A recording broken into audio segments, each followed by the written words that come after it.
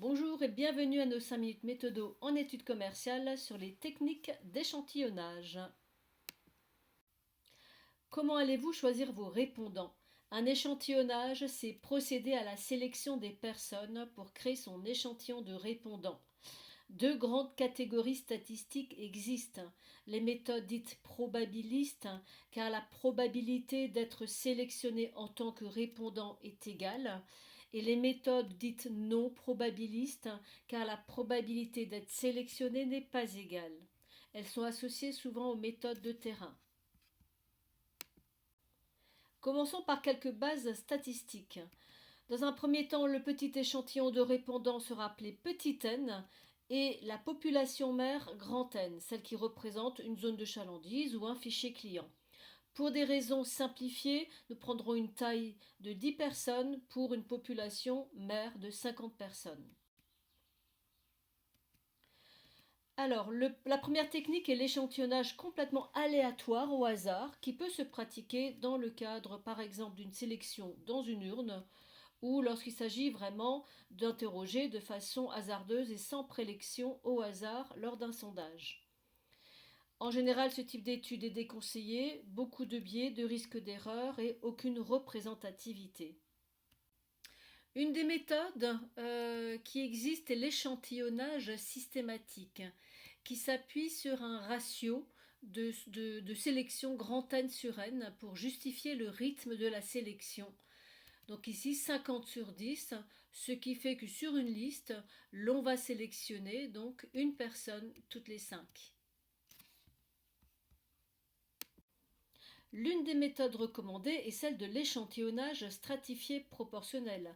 Stratifié parce que nous allons opérer une segmentation dans la base. Dans notre exemple, nous restons sur les critères des hommes et des femmes. Et proportionnel parce qu'il va représenter la population mère. Notre population mère dans notre exemple est toujours celle de 50 personnes pour simplifier les calculs, grand N, et notre échantillon 10 personnes. Nous voulons donc sélectionner des hommes et des femmes et que notre échantillon soit représentatif de cette population mère. 19 femmes sont présentes dans notre population mère, soit en pourcentage 19 sur 50 fois 100, 38% de femmes, ce qui nous donne dans ce cas-là également 62% d'hommes. Notre échantillon va donc être constitué de 38% de femmes et de 62% d'hommes, soit 6 hommes et 4 femmes. Une autre méthode consiste à celle de l'échantillonnage stratifié simple. Stratifié parce que l'on va opérer une segmentation avec un critère que l'on décide important pour notre échantillon, et simple parce que l'on va choisir un nombre de répondants égal. Donc nous partons toujours de la base de données. Notre population mère est de 50 personnes, notre échantillon souhaité de 10 personnes. Nous souhaitons donc une égalité entre hommes et femmes qui est le critère sélectionné pour notre échantillon, donc soit 5 hommes et 5 femmes.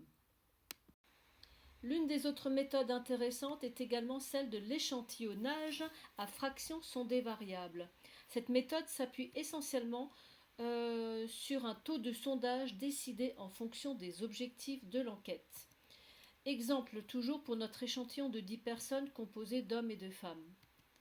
Nous souhaitons réaliser un sondage sur les serviettes hygiéniques et leur utilisation. Évidemment, nous allons donc sonder 100% de femmes dans notre échantillon. Notre échantillon ne comprendra aucun homme. Notre échantillon comprendra donc 10 femmes.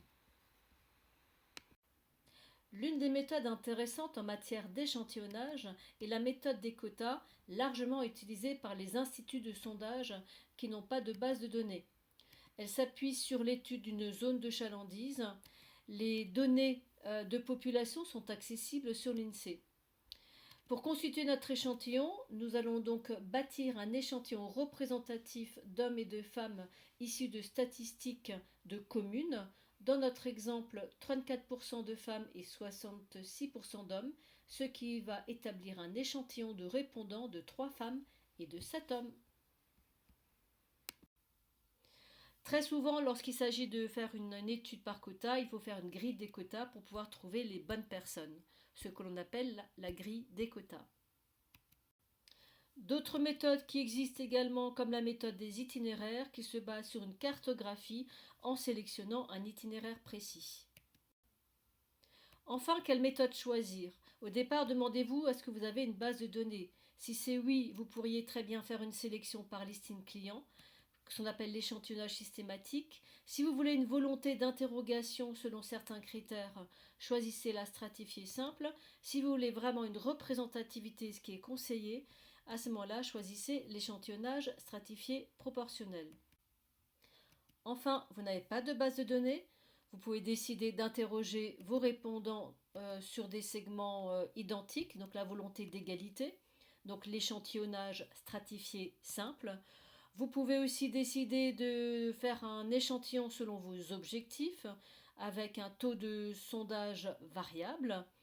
Ensuite, vous pouvez bien sûr prendre les quotas en vous appuyant sur une représentativité de la zone de chalandise. Je vous remercie pour votre attention.